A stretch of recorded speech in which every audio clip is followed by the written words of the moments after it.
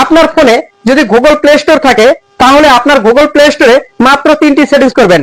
আপনার ফোনে কোনো ভাইরাস ঢুকবে না, আপনার ফোনটি হ্যাং করবে না, আপনার ফোনটি গরম হবে না।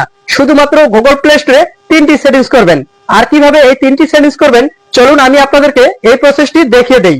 তার আগে ভিডিওটি ভালো লাগলে অবশ্যই একটা লাইক করে দিবেন আর শেয়ার করে দিবেন, যাতে করে আপনার বন্ধুরা শিখতে পারে, জানতে পারে। তো চলুন কথা না বাড়িয়ে ভিডিওটি মূল কাজে যাওয়া যাক।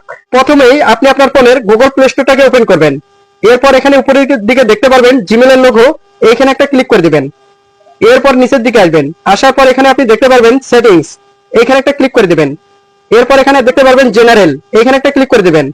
এরপর নিচের দিকে আসবেন, আসলে এখানে আপনি দেখতে পারবেন অটোমেটিক্যালি আর্কাইভ অ্যাপস, এখানে সুইচ বাটন পাবেন, এই সুইচ বাটনটাকে অন করে দিবেন।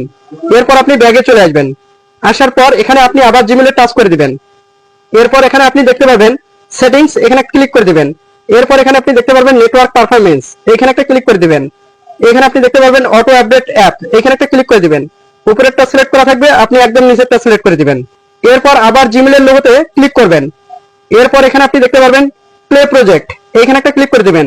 এরপর যদি এখানে প্লে প্রজেক্ট অফ করা থাকে তাহলে আপনি কি করবেন, এই যে টার্ন অন, এখানে একটা ক্লিক করে দিবেন। সাথে সাথে আপনার প্লে প্রজেক্টটা চালু হয়ে যাবে। এই প্লে প্রজেক্ট যদি আপনার চালু করা থাকে তাহলে আপনার ফোনে কোনো ভাইরাস ঢুকবে না। আর যদি আপনার অটো আপডেট অ্যাপ এটা যদি অফ করা থাকে তাহলে আপনার ফোনের অ্যাপগুলো অটো আপডেট নিবে না, ফলে আপনার ফোনটি গরম হবে না, আপনার ফোনটি হ্যাং করবে না।